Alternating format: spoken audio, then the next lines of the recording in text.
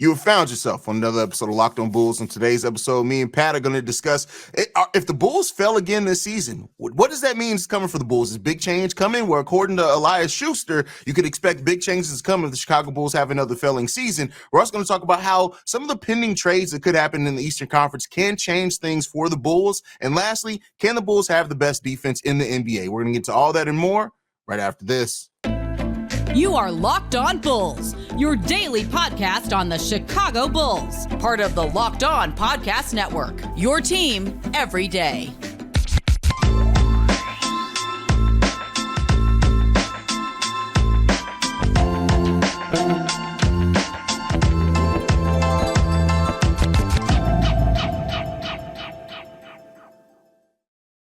Welcome to Locked On Bulls, member of the Locked On Podcast Network, where it's your team every day. That's Pat the Designer, host and creator of the Windy City Breeze. I'm Haize, host, creator of Chicago. Host of the Chicago Bears podcast over at ESPN 1000. My bad, bro. I got a little ahead of myself there, man. It's early out here. I'm Haize, host and creator of Chicago Bulls Central and Chicago Bears Central. Pat, let's jump into the topics for today. Elias Schuster has an interesting article over on Bleacher Nation talking about the fact that he really has heard rumblings that big changes could come if the Chicago Bulls do fail this year. Now, me and you have talked about how the way that the Bulls have created these deals and signed players to extensions, a lot of these are easily movable deals.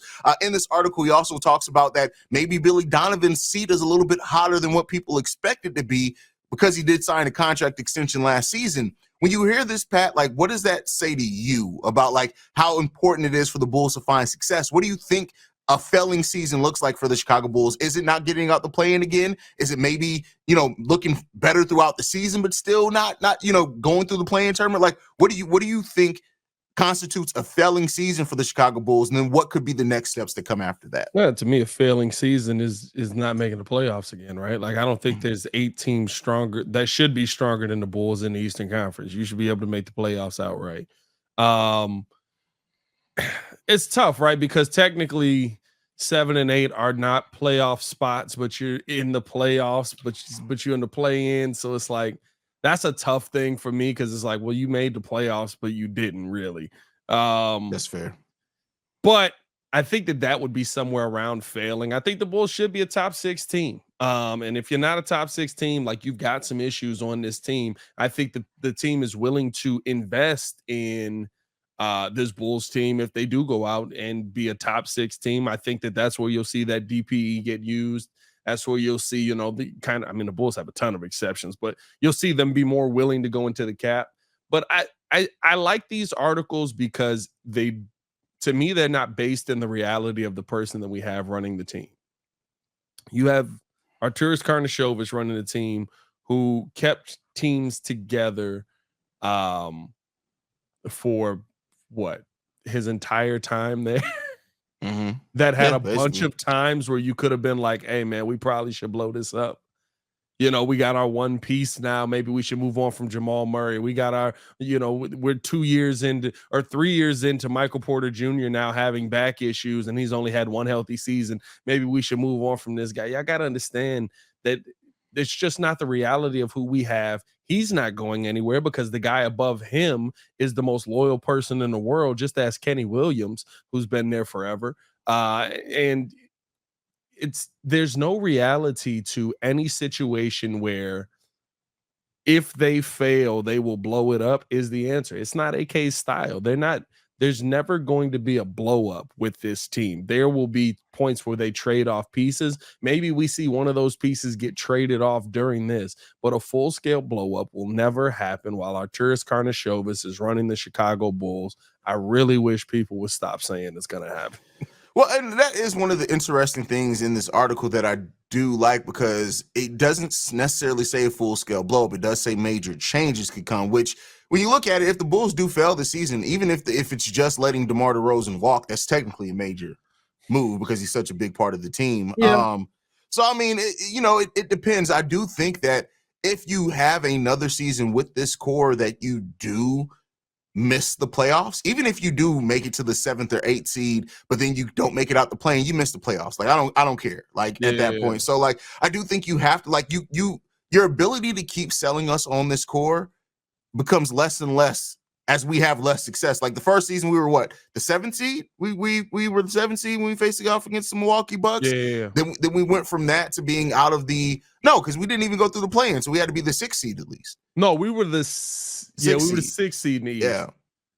Because Bucks were 3 that year, I think. Yeah. So then, we went from that to the play-in, not making out the play-in tournament. If you have another year, and God forbid we don't make the play-in tournament, if that were to happen, I don't see a world in which that happens. Yeah. But if that were to happen, oh man, you got to do something. I'm not saying a full-scale blow because like you, I agree.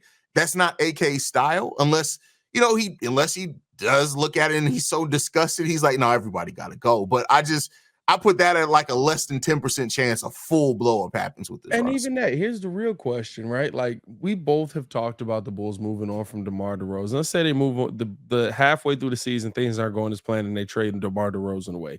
Is that a major change just because we kind of thought that was going to happen anyway?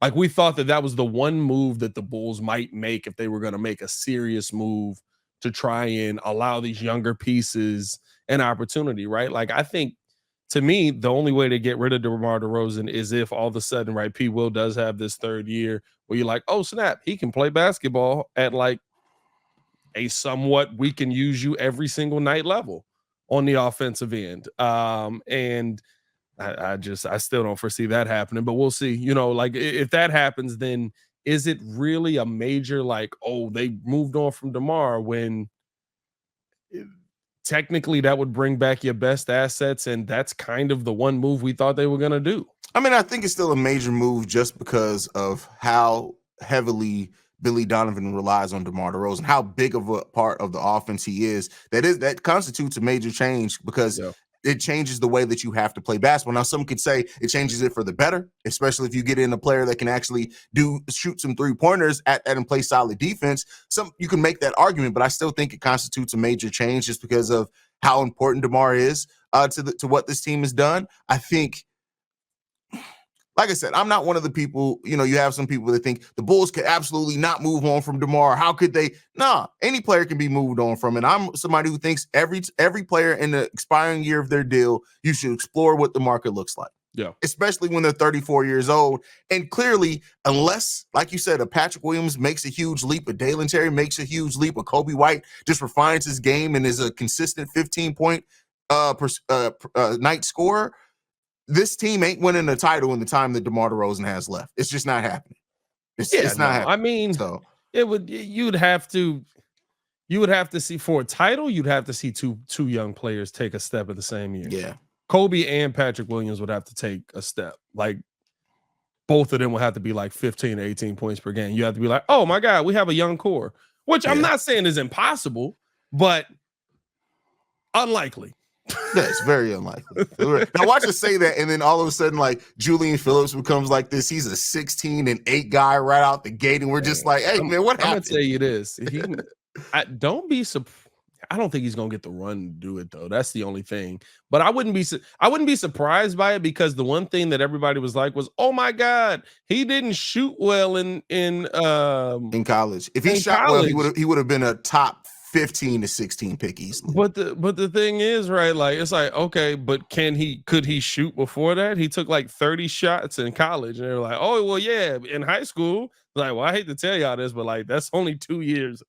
He didn't forget to shoot in 2 years. Like, Yeah, unless you're Markelle Fultz, you typically don't forget completely how to shoot in that short of a time frame. Like, and if you're gonna pick a year to forget how to shoot, the last year, the only year of college is the year, not the NBA time. And it wasn't even a year. Markelle Fultz, it was like 3 months. Like he literally went from being a shooter in college to that preseason and that summer league being like, hey, what's going on with Markelle Fultz? Markelle Fultz, bro. That mess was crazy, bro.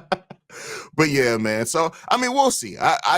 This is a season where the Bulls are set up. If a change is to come at the trade deadline this year, this is the Bulls' best year. All the exceptions. We still have the buy-in you. We still have about a little under half of the mid-level. We still got a disabled player exception that we can absorb $10.2 million of a contract and only send out a pick just to send something out in a trade. So the Bulls are set up to do that if they need to call an audible. I just don't think it's going to be as major as probably what some Bulls fans. So, and I hope that the team isn't struggling enough to where that's the thought either. I hope that, the team is playing at a level by then it's like, hey, we need to add this piece, and this piece can get us from being maybe a team that can make it out the first round to, oh no, we're confident we can make it out the first round. That's where I hope that we're at. Keep hope alive is all I can say. Keep hope alive. Keep hope alive. Because hey, man, this season could be a lot of fun or it could be a struggle. But before we talk about that, man, remember, just all I can think about is just Nick going, hey, send me Pat's rant from last season. Hey, just going, which one? Bro, that was the funniest thing. Like, can you send me Pat's rant? I'm like, hey, man, you gotta narrow that down. It's like 6 to 8 of them last year, bro. Like, what we talking about last year, bro? Jeez. I remember that one game, bro. You were hot, bro. Like, me and you couldn't even get through our little pregame banter, bro. You were like, hey, man, when we starting this show? I was like, oh yeah, Pat's coming in hot today. What was I mad about? Oh man, I can't remember. Was that the pick and roll game? I can't remember, bro. Oh my God. Well, we got killed on the pick and roll. We got killed by the Pacers. We got killed by a pick and roll by the Pacers, bro. I think it was that Pacers game. I don't even know, bro. Jesus, they got beat by simple basketball concepts so often. Bro. Yeah, but next up, we're going to talk about how some of the pending moves that Eastern Conference teams could make could really change the East and therefore change the outlook for the Chicago Bulls. But before we get into that, got to talk to you guys about one of our sponsors, and that is FanDuel. Football season is about to kick off, and FanDuel is giving you the chance to win all season long. Because right now, when you bet on a Super Bowl winner, you get bonus bets every time they win in the regular season. Just pick any team to win the Super Bowl, and you'll get bonus bets for every victory. You can use your bonus bets on spreads, player props, over-unders, and more. So visit FanDuel.com/lockedon and start earning bonus bets with America's #1 sportsbook. That's FanDuel.com/lockedon. All right, Pat.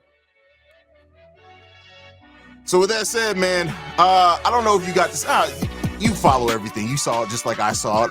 We got details that came out over the last couple of days about what the Hawks were offering for Paskal Siakam. Now, that was a package built around DeAndre Hunter, AJ Griffin, and draft picks for Paskal Siakam. Now, we're not going to talk about necessarily that trade specifically or that potential move. But when you look at the Eastern Conference, there are a lot of pending trades that are expected to go down at some point that could change the landscape of the East. James Harden, what happens with him in Philly? I think they're going to end up keeping him. But the Paskal Siakam part, what do the Raptors trade him to another Eastern Conference team? We also hear that the Indiana Pacers are highly interested in Paskal Siakam. And then, of course, Dame Lillard going to the Miami Heat. Pat, I'm going to ask you, are there any one of these deals that you think drastically changes the shape of the Eastern Conference? Paskal to Atlanta, to me, doesn't drastically change anything yet, because I think that you still need to move on from one of the two of DeJounte Murray or Trae Young. I just don't think they play well together. Paskal to Indiana, to me, might change some things. Which, talk about a downgrade when you're talking about going from one city to the other. You went from Toronto to Indiana. That's tough. But the dynamic with him, the Buddy Hield in his teeth, Tyrese Halliburton, that's just that's something that I think. But did you see Buddy Hield and his teeth? His teeth out there playing defense, bro. They're a package deal. The teeth are the only thing playing defense. That man got some chompers, bro. It's scary, bro. He got wind-up teeth in his mouth, bro. That's crazy, bro. That's funny. When you used to wind the teeth up and just let them go. Yeah, like the teeth that Joker leaves around in Arkham Asylum. That's Buddy Hield's teeth. Those are his teeth. He got crocodile teeth. But we just horse teeth.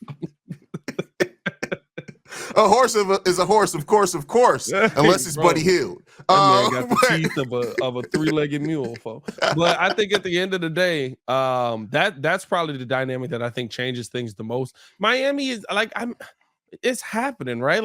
At this point, we gotta assume it's happening, unless they just. It feels like Portland's gonna be maybe if we just they treat Miami like bill collectors. Maybe if we just don't answer, they'll stop calling. Bro, I have no idea what's going on with Portland and Miami, bro. Nobody does. Bro, nobody does, man. It's because it's like Portland just looking at the phone like. Because, I mean, the last trade that we heard that they'd be willing to offer the Heat, like, it's literally all the Heat have to offer. Like, they don't have that many contracts. Like, they're literally offering everything that they possibly can, bro. Like, hey, bro, you can't move on from old Haize Hawkins. Come on, dog. He's holding the whole deal up, bro. That's Can't funny, move on man. from Captain Morgan, bro. That is hilarious, man. But I agree. I think that outside the Dame move, because I think if you pair Dame and Jimmy Butler and Bam, those are three players that aren't going to back down. They're going to give you heart, effort, and energy every single day. I would love to see that core. That'd be fun basketball to watch. But outside of that, Paskal going to the Indiana Pacers, bro, that is potentially a nice move for them. When you look at, like, he brings a lot of what they need. Him at that point, he'd move probably into the starting power forward, which would move their rookie Jarace Walker to the bench. They still got Obi Toppin that they just recently got as well. I don't know who they'd be sending out in that deal because they still have to match that sizable contract. So, sending the teeth probably. If they're sending the teeth. The dental bill for Buddy Hield is enough to match it. It's sending just his dental bill, bro. Hey, dog, you want to know what's great about Buddy Hield? Is I don't know how I never noticed it. Like, I remember last season was the first time I was like, hey, bro, he always had these teeth for them veneers, bro. Hey, it's just like, bro, he had these teeth since like high school, bro.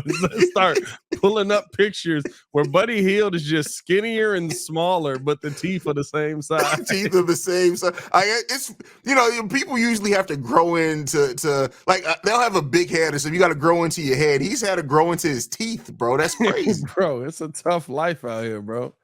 That man's out here living wrong, Jack. Bro. That's crazy, man. Oh God, I don't know why Buddy Hield caught strays up in this life. Hey, listen, it happened, bro. It is what it is at this point, man. But do you think that as far as any of them, I know we don't want James Harden, but let's say something happens. Would you like the Bulls? Would you think the Bulls should be interested in Paskal Siakam? They could match the deal, but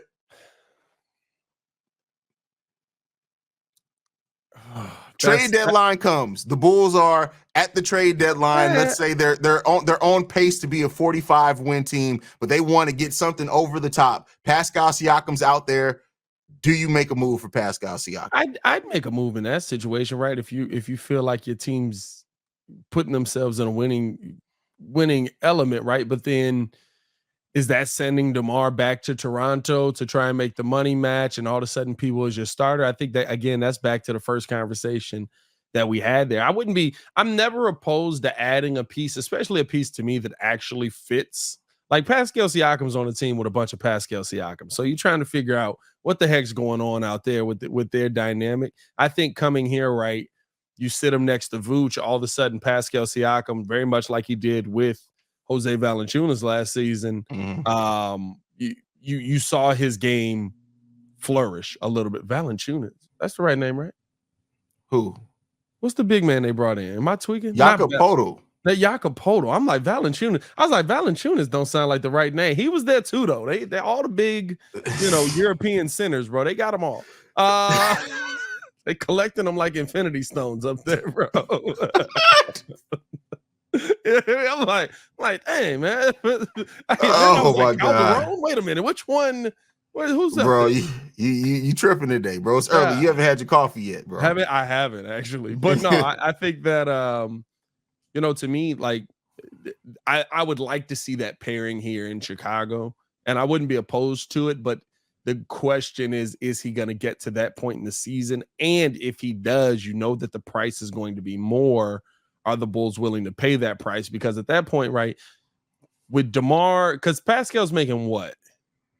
I was just about to look that up because I think it's like $34 million. He's making what?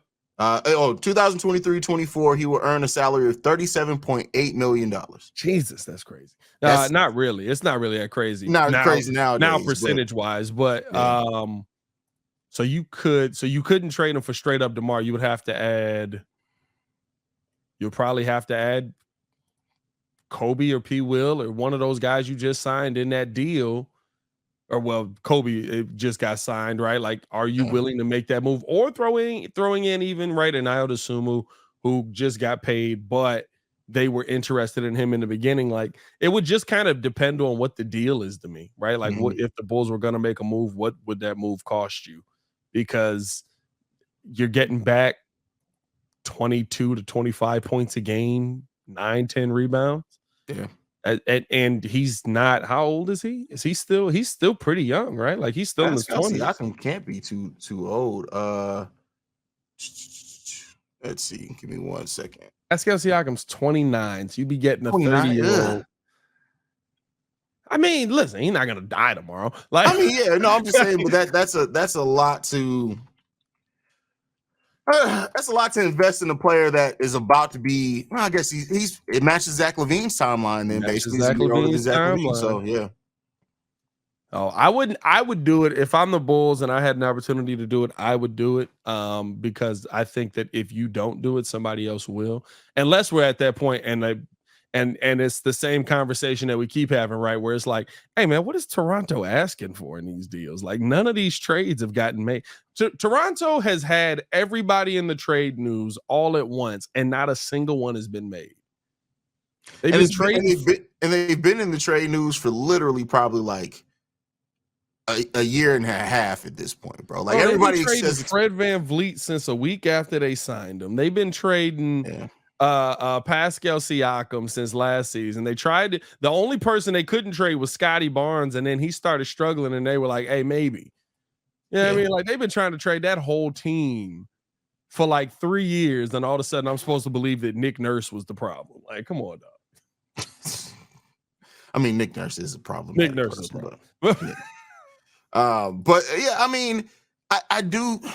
Let me say this: that yes, you do have the Dame Lillard to Miami Heat completely. It does change these, because I think at that point you may be looking at them depending on what they like. That's why I think they want to get this deal done as soon as possible, because they go out and get a lot of the current free agents to sign for veteran minimum. I think that team moves to being one of the favorites to come out the Eastern Conference. Now we need to see how it comes together, but when you have one of the best coaches, if not the best coach in basketball right now, you expect that to be able to come together.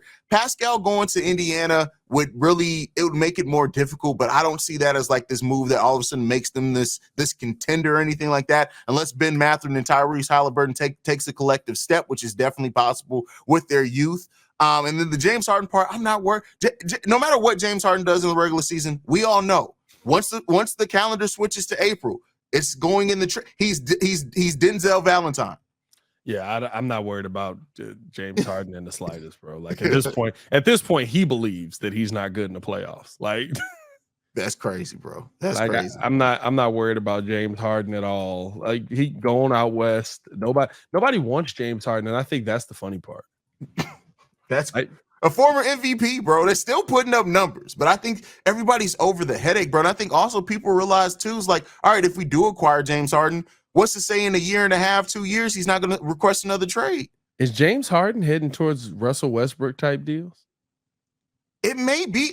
Now, let's be 100% honest here. James Harden still shot 38% last year. Still was 10 assists. He's averaged 10 assists for the past like 6 seasons. Yeah, and he's still 20 plus points a game. Yes, he's all of that. He's all of that. But you got to also factor in the headache and the lack of production in the playoffs, which is things that definitely hurt him as well. Like, don't get me wrong, James Harden is not washed by any stretch of the imagination. But I think that if you're going to bring in a James Harden, you have to have a coacher, a head coach, and probably a player just as good, if not better than James Harden, is going to literally tell him, listen, don't bring that foolishness over here. James Harden, I'm trying to see what he did last year in the playoffs. I know it's averages, right? Like, I know how it goes. Listen, Chris Middleton's a popular name around here. James Harden shot in the playoffs last year 39% from the field. Well, I mean, that's not that different. 39% from the field, 37% from 3-point, 20.3 points per game, still giving you 8.3 rebounds, 6.2 rebounds, 8.3 assists in that time. Like, I mean, let's go to the specific. Go to the game by games, bro, because I can't remember the game by games that well. Like, for me, for example, the closeout game, he had 9 points in 41 minutes against the Boston Celtics. Y'all could have kept what's his name for that. Y'all could have kept Ben Simmons. The game before that, he went 4 of 16 for 13 points.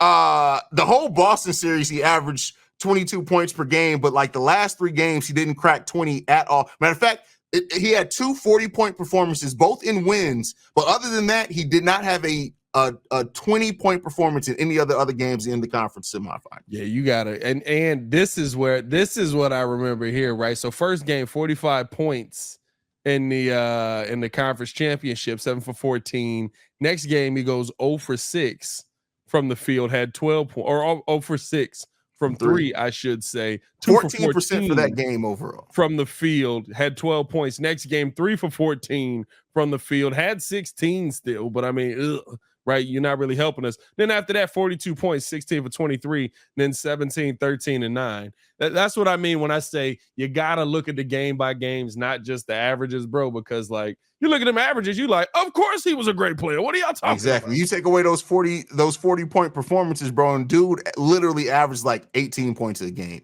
in the semifinals, bro.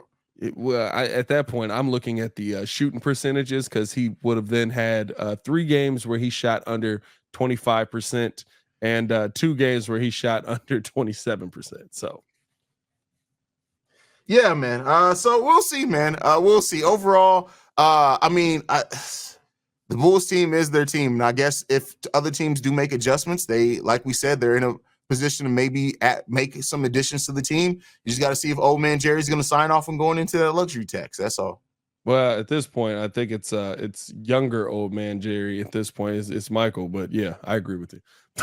It's just old man Jerry. Like, we're gonna find out that they actually perfected the get out technology from the movie, and it's actually old man Jerry's brain and young Jerry's body, because not much has changed. And younger Jerry's just sitting there, and the older Jerry, Jerry. Like, somebody save me, please. I don't know what to do. I just want to bullets. But nonetheless, let's get into the last topic before we get up out of here, man. We want to remind you guys that Locked On Bulls is free and available on every podcasting app and platform of your choice, as well as YouTube and the Odyssey app. But Pat, presented a question here: can the Bulls have the best defense in the NBA next season? Yeah. 100%. Yeah. Like I don't see why. I was gonna say I don't see why not, but yeah, like it's the Bulls are still set up to be a more defensive team than an offensive team. I know that we may not believe that, and it may not take you as far because, again, we looked at the metrics last season. It's about the situational moments, and the numbers overall. Can the Bulls have the best defense? For sure. Can the Bulls have the best fourth quarter defense is the question that I'm looking for. Can the Bulls have the best second half defense? Because we saw very many times, right, where last season the Bulls are going into the second half and teams have, 45 points. And you're like, oh, man, we're really keeping ourselves in this with defense. And it's not just, I wish people would just stop saying, oh, they just missing shots. Shut up. That's like, yes, they're missing shots because there's hands in their face. They're missing shots because there's closeouts happening, right? Like, not in the corner though. But must be like they're just missing shots. But 45 points going into the second half, you feel great, but then in the second half, you give up 72 points. I mean, like, it's like, oh well, yeah, like technically this defense kept them under wraps. Technically, your defensive rating is low, but at the end of the day, you're losing these games because you're not playing good second half and situational defense. So and half court defense, and half court, yeah. And I think we're going to be like we were the 5th best defense in the NBA by defensive rating, and basically what we did to get there is that we didn't offensive rebound and we went to set up on defense and limited transition transition offense. Yeah. And if you add in now our ability to play better half court offense with Torrey Craig, with Javon Carter, with hopefully Kobe White, Patrick Williams making further steps defensively, I think that the Bulls can be one of the best. I'm not willing to say they can be the best defense because I need to see it actually how it looks on the court, but I think we have the roster to be an even better defense than what we were last season. And if everybody's has talked about all offseason, we're top five. Yeah, we were top 5. But now we can play much better half court. Now we have more consistent players. Now we have another dog at the point of attack defense that's hopefully going to disrupt what a lot of opposing offenses trying to do in Javon Carter. Kobe White took huge steps defensively last year. So, and then keep in mind, if Ayo can get back to being the Nigerian nightmare and Alex Cruz, like unfortunately, they're all point guards that I just mentioned, but they can guard a lot of different positions as well. So we'll see, man. We'll see. And it's weird because, like, right, your best defense last year was Cleveland and Boston. And they were two teams that we talked about in the playoffs, just like allowing points left and right. So that's what I mean when I say situational. Like, Cleveland got to up against New York and had no answers for Jalen Brunson. I just had nothing that could stop him. Boston versus Miami, right? Jimmy Butler put friggin' that was the series before. No, he did have a 50-point game against them too. Like he put 50 on their head, right? Jimmy Butler, the guy that we think of as the defensive guy, not the 50-point guy, but apparently in the playoffs, he's a 50-point guy.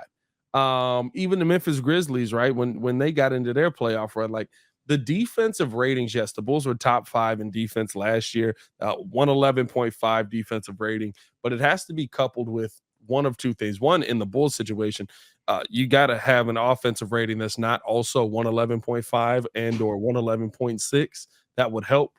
But to me, it's like I said, it's just about when you can go out there and get the important stops.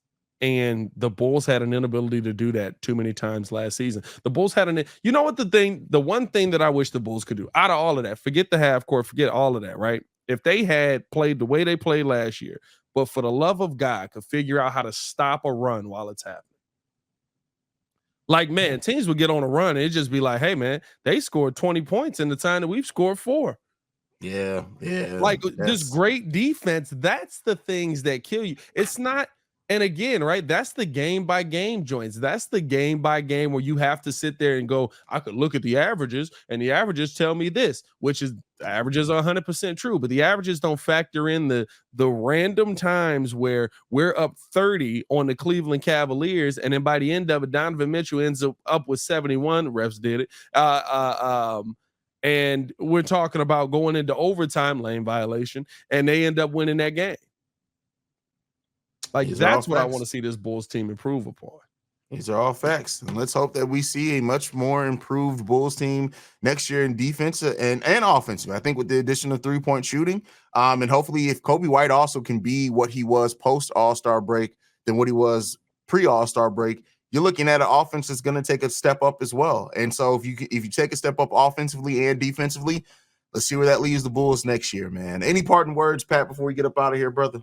Hey, man, tip your bartenders and, watch out for trollops. Hey, follow us on everything at Locked On Bulls. You can follow me on everything at Pat The Designer. I'll be at Bears training camp today. Y'all stay tuned with us, man. Bye. You guys can follow me at CEO Haize, at CEO Haize. Want to thank you guys for tuning in to another episode of Locked On Bulls and making us your first listen every single day. Me and Pat will be back tomorrow breaking down more things going on with this crazy organization. But for Pat The Designer, I'm Haize. This has been Locked On Bulls, man. We out here. Peace, y'all. Peace.